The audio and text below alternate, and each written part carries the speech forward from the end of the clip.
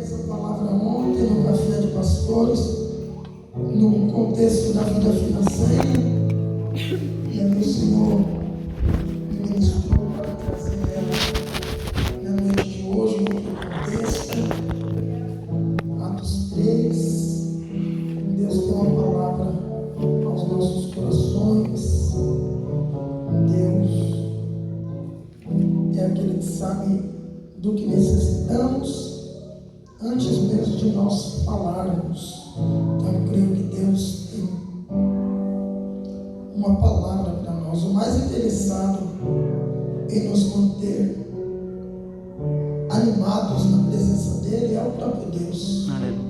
Porque Jesus certa feita disse: de todos que o Senhor me deu, de todos que o Pai me deu, nenhum se perdeu, a não ser um, que era o próprio diabo. Então, o mais interessado de manter você e eu firme é o próprio Jesus, porque ele sabe que pelas nossas forças, talvez, em algum momento nós não resistiríamos. Mas ele que disse: de todos que o Pai me deu, nenhum se perdeu. Foi um compromisso de honra. É igual eu pedir algo para você, ou alguém pedir, e você cuidar bem para depois entregar. Falar: olha, está bem cuidado, toma de volta. Então o maior interessado é Jesus, de no dia da grande colheita, o maior número de pessoas serem salvas. Atos 3 diz assim: ora, Pedro e João subiam juntos ao templo, a hora da oração, a hora nona, e ali estava sendo carregado um homem coxo desde o ventre da sua mãe, o qual diariamente o colocava na porta do templo chamada Formosa, para pedir esmola aos que entravam no templo. E ali Pedro e João, entrando no templo, aquele homem viu a ambos e pediu para eles uma esmola. E Pedro, fixando os olhos nele juntamente com João, disse: olha para nós. E ele estava atento e olhando para eles, esperava receber alguma coisa deles.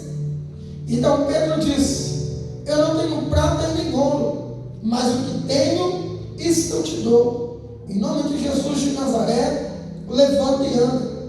E ele, tomando pela mão direita, o levantou imediatamente, e os seus pés e ossos do tornozelo receberam força. E saltando ele, se pôs em pé, e andou, e entrou com eles no templo, e andando e saltando e louvando a Deus. E todo o povo viu, andando e louvando a Deus, e reconheceram ser aquele que antes pedia esmola à porta formosa do templo. E eles ficaram cheios de admiração e assombro pelo que aconteceu com aquele homem. Podemos assentar. Amados, a palavra de Deus vai nos dizer que o livro de Atos, ele é tremendo, porque são os primeiros registros da igreja primitiva, após Jesus Cristo se entregar na cruz, passar 40 dias na terra e depois subir aos céus. É um relato escrito por Lucas, que era um médico grego e um homem muito inteligente, e aqui ele cita de forma detalhada várias passagens aonde mostra viagens do apóstolo Paulo, por exemplo, aonde mostra o desenvolvimento da igreja de Cristo. Então são relatos muito próximos do início da igreja atual. E agora, quando nós mergulhamos no livro de Atos, pelo menos na minha perspectiva, ele me leva muito próximo a entender a expectativa daquele povo após Jesus não estar mais na terra. O desenvolvimento de um povo que agora começa a professar a fé baseado nos ensinamentos de 3 anos e meio de Jesus. E ali os apóstolos apóstolos perseverando na doutrina apostólica, no ensinamento da palavra, na oração, na busca. É quando a igreja começa a tomar forma e vai ser instituído, por exemplo, os diáconos, homens cheios do Espírito Santo que dariam o suporte para o crescimento da igreja, para que assim os apóstolos pudessem perseverar na doutrina da palavra e na oração, e os diáconos dariam apoio, serviriam as mesas, visitariam os pobres, as viúvas, os necessitados. E Pedro e João, que viveram experiências extraordinárias, teve no ministério de Jesus algumas coisas que somente Pedro, Tiago e João testemunharam, alguns detalhes íntimos que pela análise bíblica a gente entende que eles eram mais próximos de Jesus, eram ali os líderes da equipe de 12 de Jesus, e homens que viram e viveram coisas que os demais não viveram. Eles tinham uma experiência direta com Jesus, e agora eles vão ser colocados à prova em situações que Jesus disse que eles passariam. E muitas das vezes, para provar o que Deus tem na minha e na sua vida, nós passaremos por situações adversas, por situações extremas. Como é que nós vamos provar a nossa força? É pegando algo que talvez aos nossos olhos a gente não suporte. Se você não ultrapassar os seus limites, você nunca vai experimentar algo diferente na sua vida com Deus. Como é que a nossa fé é provada? Vindo problema para nós resolvermos. Toda vez que você pede fé para Deus, Ele vai te dar problema. Toda vez que você pede paciência, Ele vai te dar alguém para tentar tirar a sua paciência. Toda vez que você pede força para Deus, Ele vai te dar dificuldades. Então nós temos que entender que Deus não nos coloca em algo para nos reprovar, mas é para mostrar que em nós existe algo que nem nós mesmos enxergamos. E agora Pedro e João, eles vão todos os dias à hora nona. A hora nona é às 15 horas, às 3 horas da tarde, pois eles sabiam dos segredos do mundo espiritual, o horário que os portais estão abertos, e eles vão buscar a presença de Deus. E ali tem um homem que a Bíblia diz que ele é colocado naquela porta com a intenção de pedir esmola. Haja vista que o templo entrava e saía pessoas diariamente, um volume grande. Então ele está colocado de uma maneira estratégica, pois ali se torna a fonte de renda daquele homem. Eu imagino que tinha até mercadores por trás deste homem, que o colocava ali todo dia, e quem sabe tinha lucro daquilo que aquele homem obtinha como esmola, porque ele não ia ali sozinho, alguém o colocava. E qual era o interesse ou o objetivo deste homem? Pedir esmola, pedir algo que mudaria a vida dele? Não, mas que mataria a fome momentânea, e no outro dia ele estaria ali novamente. Ele estava na porta do templo, e pelo contexto a gente imagina que ele nunca pediu por um milagre, ele nunca pediu para viver algo diferente, não. Ele estava satisfeito com uma vida de deficiência e vivendo de esmola. Talvez alguém ia olhar para aquele homem e dizer: coitado dele, olha o que Deus tem para ele. Porque muitas das vezes a gente olha a nossa vida e compara com alguém que está melhor do que nós, e a gente pensa que Deus gosta mais do outro do que de nós.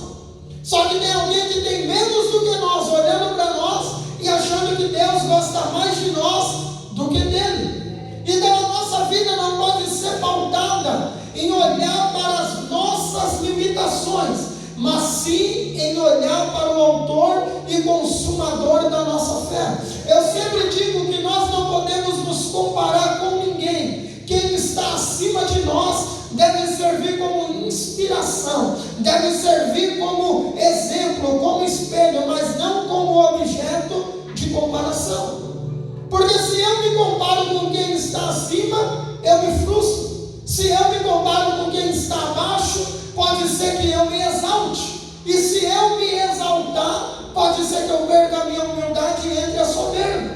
Se eu achar que eu sou inferior, pode ser que eu olhe para Jesus e diga: o Senhor é injusto. Então eu não sei há quanto tempo a pessoa está caminhando para me comparar com ela. O melhor parâmetro de comparação é olhar para quem eu era há um ano atrás, há um mês atrás, há 2 meses atrás. E se eu já estiver melhor do que eu estava, eu posso dizer verdadeiramente: eu evoluí. Porque observe comigo, esse homem estava todos os dias, e pessoas entrando e saindo do templo. Alguns davam esmola, outros não estavam nem aí para ele, mas ele não deixava de estar ali. Eu imagino que era um ponto bom. Sabe, cruzamento de avenida, a gente sempre vê pessoas esmolando, pedindo dinheiro, e aí você fala assim: meu Deus, a história dessa pessoa nunca muda. Eu dou uma moeda para ele hoje, outro dia eu não dou, mas ele continua ali. E por que esse homem não tinha fé de pedir por um milagre? Olha o que a nossa mente faz conosco. Às vezes nos escraviza. Ele estava na porta do templo.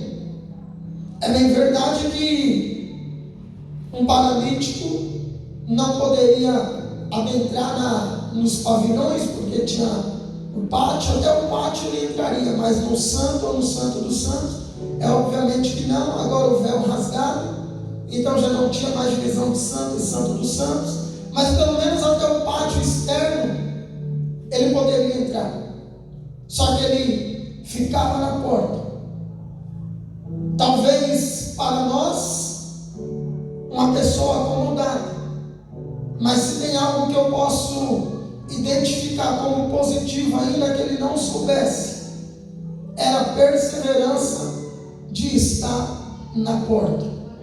Porque talvez a gente desiste muito fácil daquilo que a gente quer, e muitas das vezes o Senhor nos coloca em situações que nem nós estamos entendendo. Aí você fala: mas por quê? Mas para quê? Mas eu não vejo motivo, eu não sei o que eu estou fazendo. Mas o Senhor está nos dizendo: na hora certa acontece algo para mudar a nossa história.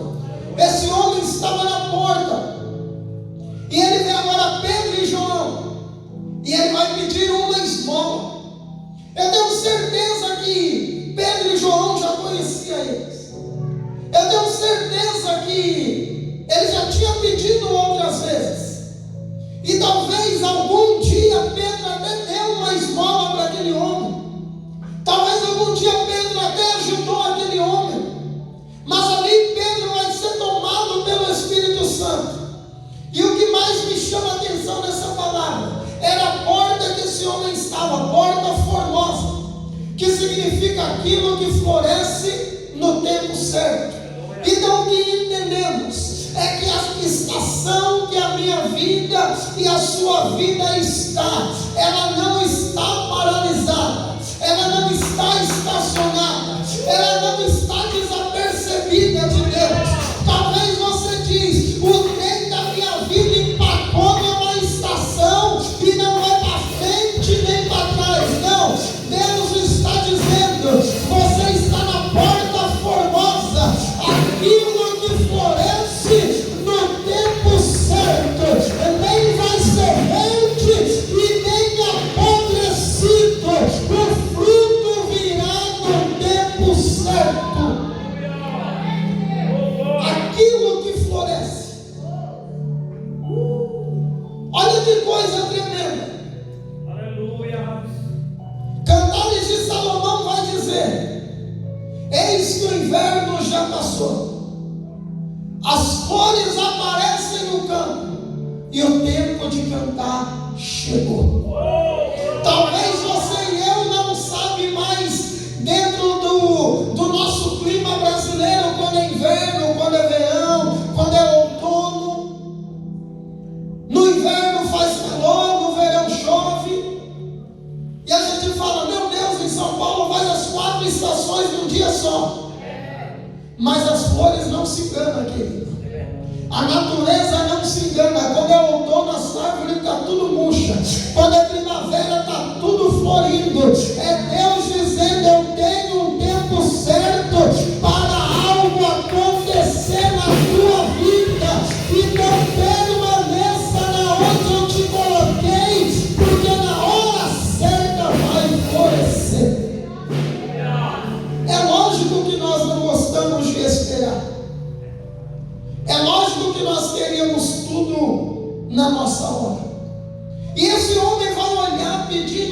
esmola.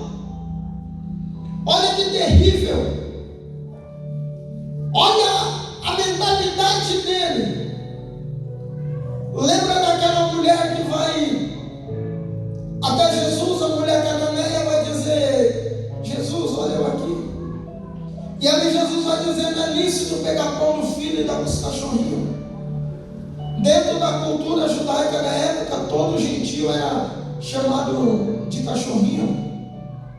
Todo que não era judeu era tratado como um cachorrinho, desprezado pela cultura. E Jesus vai dizer: não é lícito, o pão é para os filhos. E ela vai dizer: tudo bem, mas se não me der para me dar pão, pelo menos uma migalha resolve a minha vida. Ela estava entendendo: eu posso não ser digna de ter lugar na mesa, mas uma migalha resolve a minha vida. Ela poderia dizer: então, já que não tem lugar na mesa, eu vou embora, não preciso de mais nada. Só que ela compreendeu que quando vem de Jesus, até aquilo que parece pouco já muda a minha e a sua história. Esse homem estava na porta, só que ele não ousou ter a fé dessa mulher de falar: eu quero mais, não, só quero mais esmola. E ali Pedro e João vai olhar para aquele homem, vai fixar os olhos dele. E aqui tem algo tremendo, porque Pedro vai dizer para ele: olha para nós. Esse verbo no grego é o verbo atenizo. Ele acontece 14 vezes aqui no Segundo Testamento. No Segundo Testamento ele acontece 14 vezes. Só para você entender, muitas vezes na Bíblia, sem dúvida, vai estar escrito algo referente a olhar, ou olhar para mim, ou algo do tipo. Mas a nossa Bíblia é traduzida. Eu estou dizendo no original. Tem alguns verbos, ou do grego, ou do hebraico, ou do aramaico, que no português não se tem equivalente. Então eles colocaram uma palavra que tenha significado parecido. Mas nem toda vez que a Bíblia estiver falando sobre olhar, vai ser esse mesmo verbo, atenizo. Temos que ver o contexto. Nesse contexto, está dizendo atenizo. E o que quer dizer atenizo? Fixar os olhos, olhar fixamente, examinar algo, ou ainda tomar alguém como exemplo.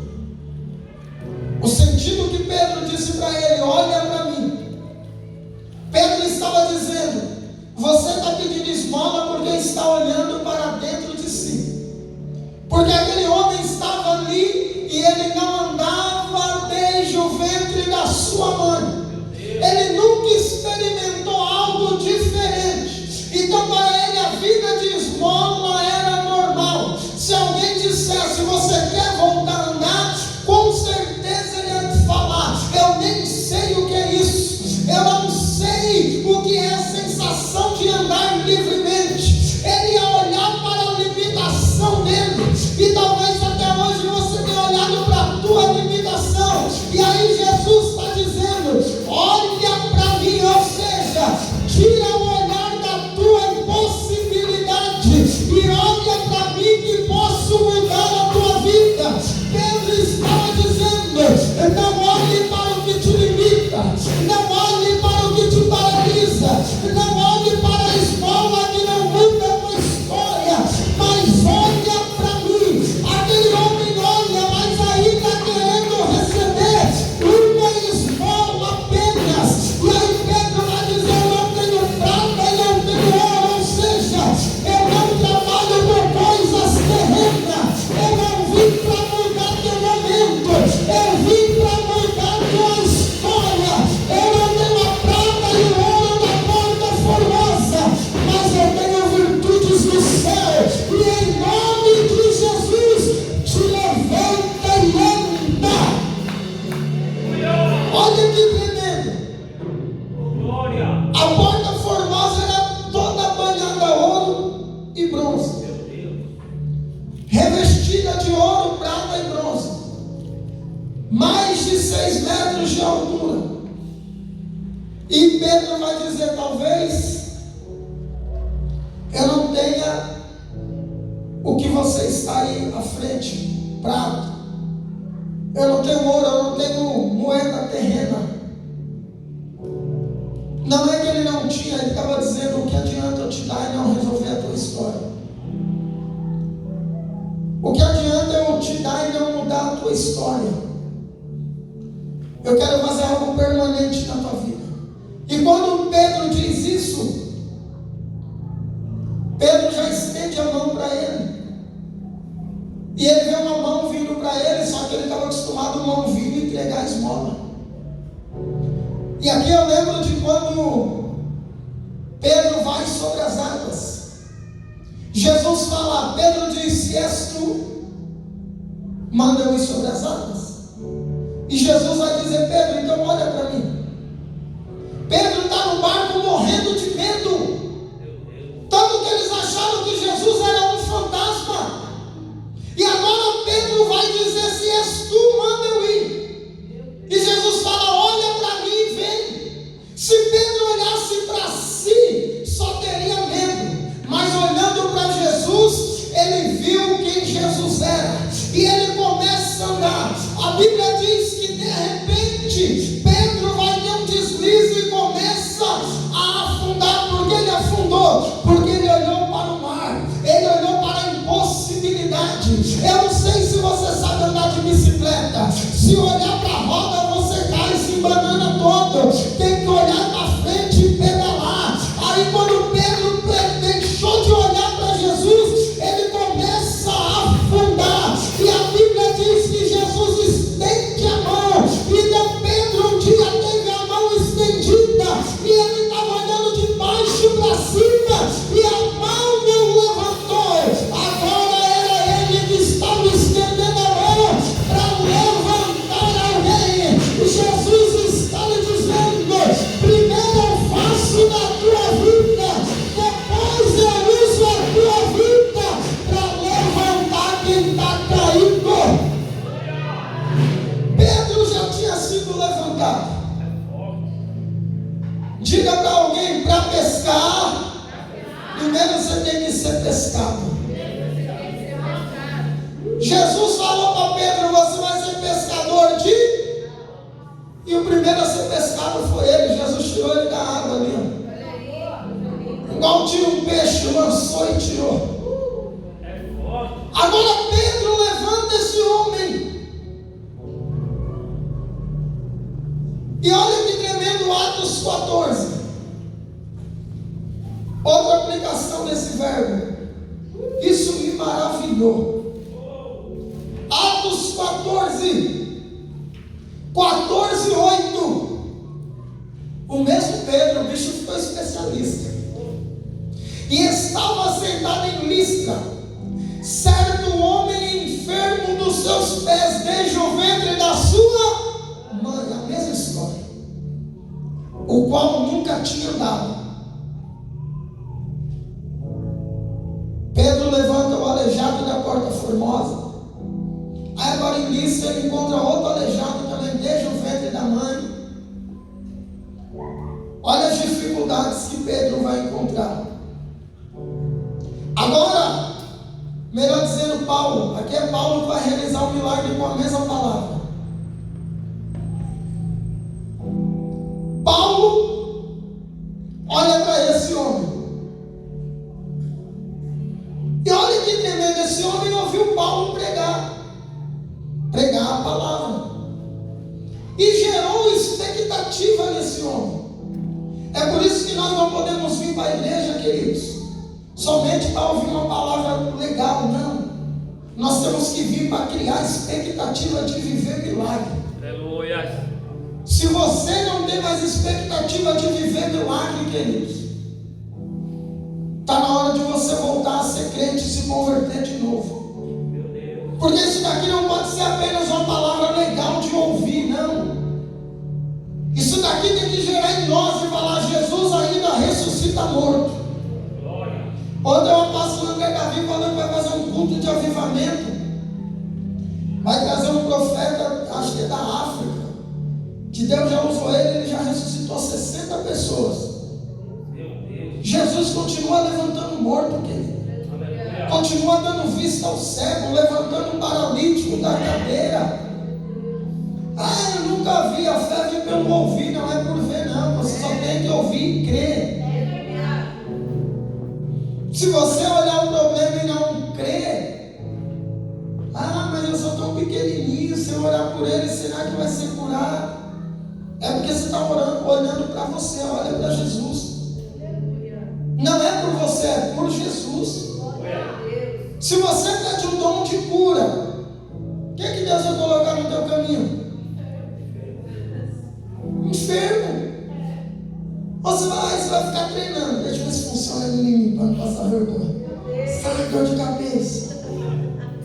Aí já tomou um Doril junto para garantir, né? Eu falei, está funcionando comigo. Eu me curei da dor de cabeça. Meu irmão, a responsabilidade é de Jesus. E se não acontecer? Se você já for com essa fé, não vai acontecer mesmo. Paulo está pregando e tem um aleijado, no mesmo contexto de Pedro. E olha que lindo. Ele ouviu Paulo pregar. E Paulo fixando os olhos nele. Aqui também está o mesmo verbo, atenismo. Agora não foi Pedro que pediu para o coxo olhar. Só que Paulo não, Paulo que olha para ele. E olha a importância, o poder desse verbo. Paulo percebeu que o cara tinha fé para ser curado. Meu Deus. Atos 14, 9. Paulo pregando, fixou os olhos. E o que era Deniso? Tomar alguém como exemplo. Como que você toma alguém como exemplo? Olhando muito para essa pessoa, observando muito essa pessoa. Paulo observa e vê que aquele homem estava com fé para ser curado. Você entende que não é um simples olhar, é observar. Eu imagino que no olho daquele homem Paulo viu o brilho. Eu imagino aquele homem ouvindo a ministração de Paulo e sentindo: será que eu posso ser curado? Que palavra poderosa está saindo da boca desse homem. Gerou expectativa no homem. E aí Paulo disse: levanta-te sobre os seus pés. E ele saltou e andou. E quando as pessoas viram o que Paulo fez, elas disseram: os deuses desceram até nós na semelhança de homens. E chamavam Barnabé de Júpiter e Paulo de Mercúrio. Eles pensaram que eram os deuses dele, mitologia deles, o deus Mercúrio e o deus Júpiter. Aqui estava Paulo e Barnabé, os dois apóstolos, e eles falaram: meu Deus, é os deuses que estão em nosso meio. Só que o que eu quero que você frise na sua mente: o poder desse olhar. Porque Paulo, olhando para o homem, viu que o homem tinha fé para ser curado. Quando o da Porta Formosa olhou para Pedro entendeu que aquele olhar estava fazendo um raio-x dele. E aquele homem sentiu dentro de si: vai vir algo maior do que uma esmola na minha vida. Ele saltou. Os seus pés receberam força. Eu profetizo que nessa noite o Senhor vai derramar força sobre os seus pés. Se você entrou aqui cansado, se você entrou com o seu espírito abatido, ou até se for físico, não sei, tiver com alguma dor nos pés, o Senhor vai dar força para você. Mas o foco é espiritual. Fortalecer seus pés vai te tirar dessa paralisia espiritual. E quando ele teve força, ele entrou no templo. Sabe o que Deus está lhe dizendo? Não era a safadeza do homem, ele só não tinha força. Tem gente na porta que está sem força para vir. Aí vai você e eu como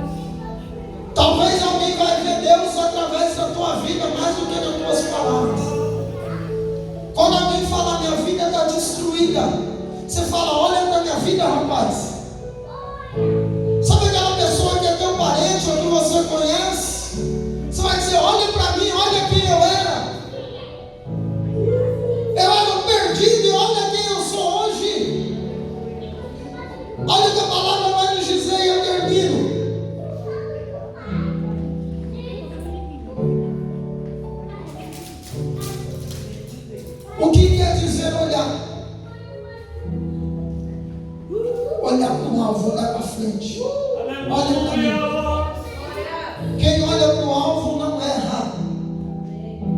Olha o que o apóstolo Paulo vai dizer aos Filipenses 3, 13 e 14. Irmãos, não pense que eu já tenha alcançado, mas uma coisa eu faço, esquecendo-me das coisas que ficaram para trás, Meu Deus. eu avanço para as que estão adiante. Quem vai adiante não pode ficar olhando para trás e nem para baixo, é olhar para frente. Verdade. O para-brisa é sempre maior que o retrovisor, porque é para você olhar para frente. Eu prossigo para o alvo. Aqui nós podemos fazer uma metáfora de um arqueiro, alguém que quer acertar um alvo com uma flecha. Ele prossegue para o alvo. E quem acerta o alvo tem prêmio. A Bíblia diz que é necessário que quem se aproxima de Deus creia que Ele é galardoador. O que você faz para o Senhor não é vão. Eu procuro para o prêmio, a fim de ganhar o prêmio celestial de Deus em Cristo Jesus. A salvação. Pastor, o que isso fala para a minha vida nessa noite? Me resume em uma palavra. Aí quando chegaram, o homem já estava no templo. Diga para alguém que está do teu lado, vai chegar a hora de Deus te tirar da porta. Eu creio. Aleluia. Só que quando tirou, ele foi para dentro do templo, querido. Tem gente que quando Deus tira da porta, ele foge do templo. Que agora ele tem liberdade de fazer o que ele queria. Ele vem quando ele é carregado. Ele vem quando está na mata. Aí quando Deus abençoa, eita, Deus me amou, é hora de eu curtir a vida. Não seja ingrato com aquele que te viu na porta e te deu a lei. Esse jovem entra saltando. Olha que coisa linda, e eu termino.